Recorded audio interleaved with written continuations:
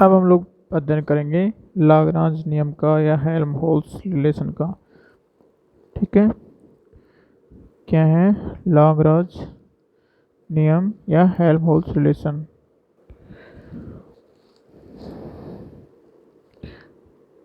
Lagrange नियम, Lagrange नियम या हेल्महोल्ट्ज संबंध। ठीक है, लाग्रांज नियम या हेल्महोल्ट्ज संबंध, इसका होगा लाग्रांजेज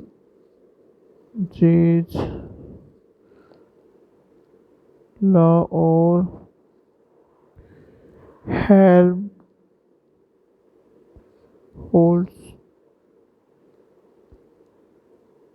रिलेशन।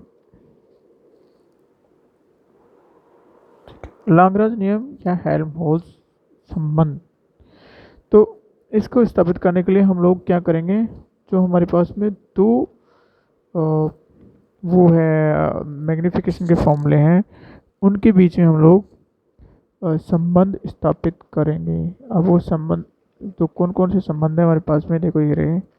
सबसे पहले हमारा अनुप्रस्थ मैग्निफिकेशन। ठीक है, कौन सा? अनुप्रस्थ मैग्निफिकेशन। अनुप्रस्थ मैग्निफिकेशन, इस अनुप्रस्थ मैग्निफिकेशन का संबंध क्या है, ये रहा कि अनुप्रस्थ मैग्निफिकेशन का संबंध है। तो हम लोग लिखते हैं सिंपली अनुप्रस्थ आवर्धन से, अनुप्रस्थ आवर्धन से क्या है, अनुप्रस्थ आवर्धन m इक्वल टू, अनुप्रस्थ आवर्धन m equal to y2 divide by y1,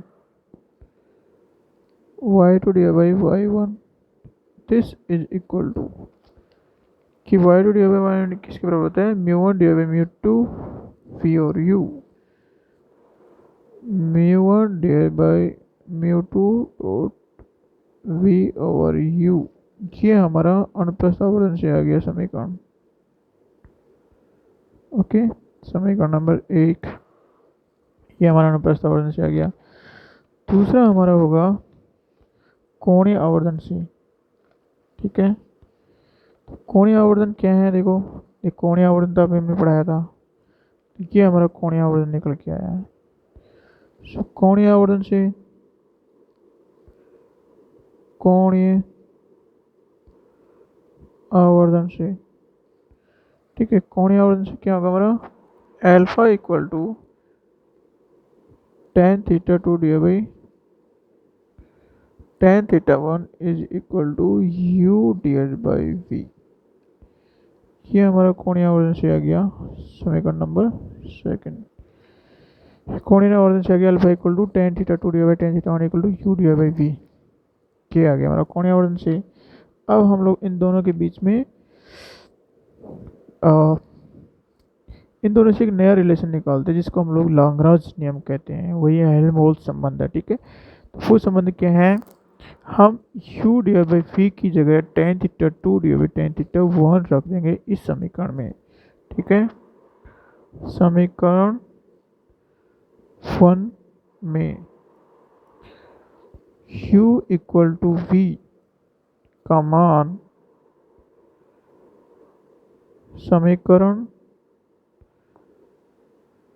3 से रखने पे, ठीक है, इस समीकरण 3 से u अपन v का मान रख दिया। 3 से क्या रखना है, u अपन v equal to tan theta 2 divide by tan theta 1 इस समीकरण में रखना है। हमारे पास मिलेगा y2 divide by y1 equal to μ1 divide by μ2 dot, चूँकि ये हमारा u और v है और ये हमारा v डिवाइड बाई u है, तो ये जो tan theta 2 by tan theta 1 है ये इसमें उल्टा रखा जाएगा या यहाँ डिवाइडेशन होगा या फिर हमारा tan theta 1 divide by tan theta 2 होगा। ठीक है, तो ये हमारा आ जाएगा tan theta 1 divide by tan theta 2। ये इसलिए नहीं रखा गया क्योंकि हमारा ऊपर u है और जो हर में है हमारा वी है, जबकि हमारे यहाँ ऊपर वी है नीचे यू है। तो ऊपर यू है, जहाँ पे यू है वहाँ टेन थीटा टू आएगा, यहाँ पे है टेन थीटा टू आ गया, जहाँ पे वी है वहाँ टेन थीटा वन आ गया, तो यहाँ पे टेन थीटा वन आ गया। ठीक है, इसको आगे हम हल करते हैं। तो इस पूरी जो रिलेशन जो हर है हमारा, इसको हम लेफ्ट साइड में ले जाते हैं और ये वाई वन है उसको राइट साइड में ले जाते हैं। ठीक है, तो ये हमारा होगा वाई टू, इसको म्यू टू, ठीक है, और ये फिर हो गया tan theta two is equal to, इसको पूरे को उधर ले गए हम लोग, y one mu one tan theta one. Okay, इसको हम लोग इस प्रकार से भी लिख सकते हैं, तो mu one y one tan theta one is equal to mu two y two tan theta two के संबंध हमें प्राप्त होता है। इसी को हम लोग क्या कहते हैं, लैग्रांज नियम कहते हैं। यही संबंध लैग्रांज नियम या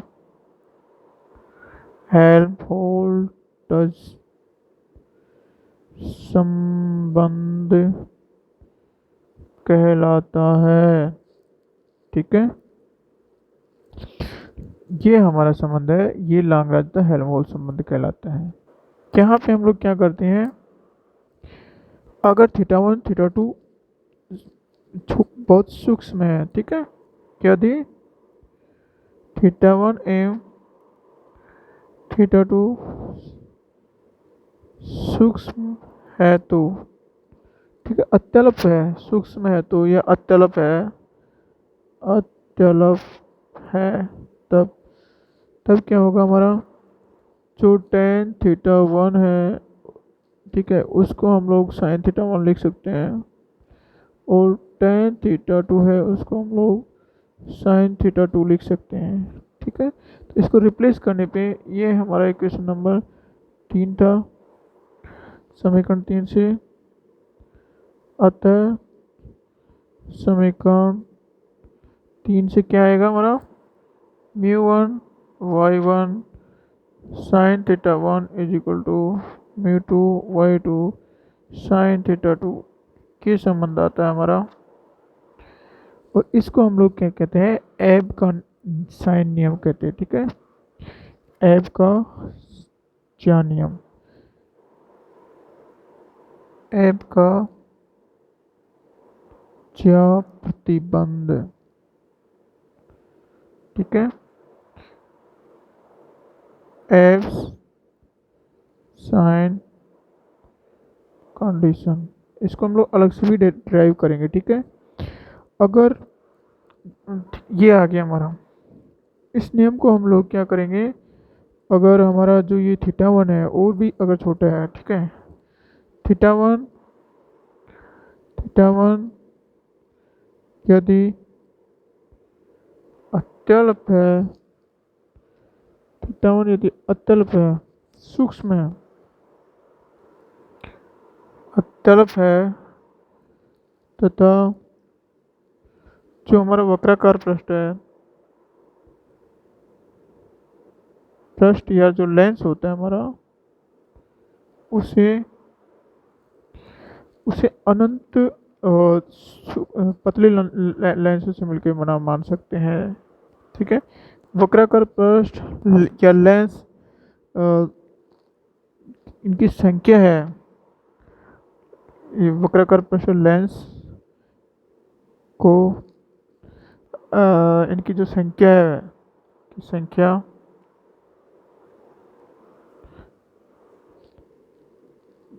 अधिक होने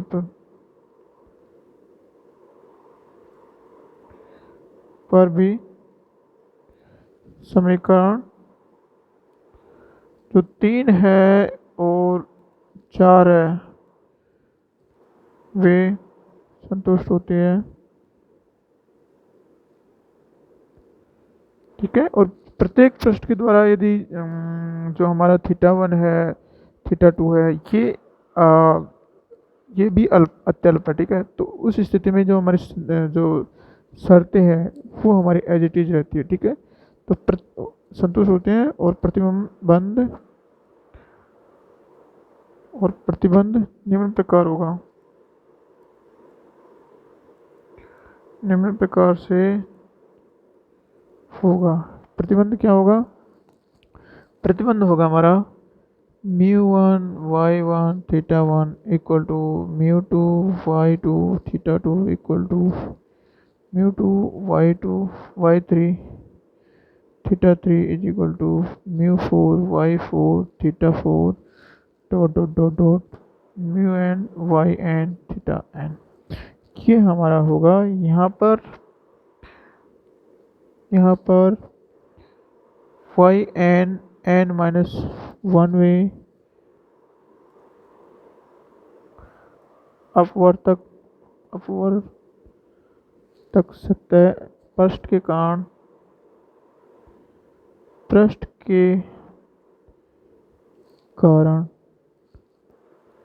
बने प्रतिबिंब का आकार है, ठीक है। और यह प्रतिबिंब म्यूएन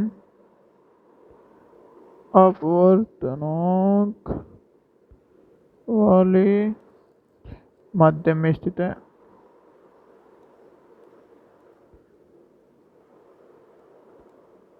ठीक है। तो हम लोग क्या करते हैं, जो हमारी जो कंडीशन है, अगर एक वक्राकार पृष्ठ की जगह हमारे पास बहुत सारे वक्राकार पृष्ठ हो, 1 2 3 4 5, तो उस स्थिति में हमारी जो ये दोनों कंडीशन है वो लागू होती है, ठीक है। और जो हमारे चूंकि थीटा अत्यल्प होता है, तो उस स्थिति में हमारा जो साइन थीटा है, ठीक है, वो क्या होगा? ये हमारा जो साइन थीटा है, साइन थीटा उस कंडीशन में थीटा में बदल जाते हैं, ठीक है। इसलिए हमने यहाँ लिखा है μ1 y1 θ1 इक्वल टू μ2 y2 θ2। इस तरह से हम देखते हैं कि जो हमारा लाग्रांज नियम है या हेल्महोल्ट्ज़ नियम है, उससे हम लोग एफ का जब प्रतिबिंब प्राप्त होता है, ठीक है। लेकिन हम लोग इस एफ के जब प्रतिबिंब को एक डायरेक्टली भी अलग से सूत्र से हम लोग प्राप्त करेंगे अगले लेक्चर में।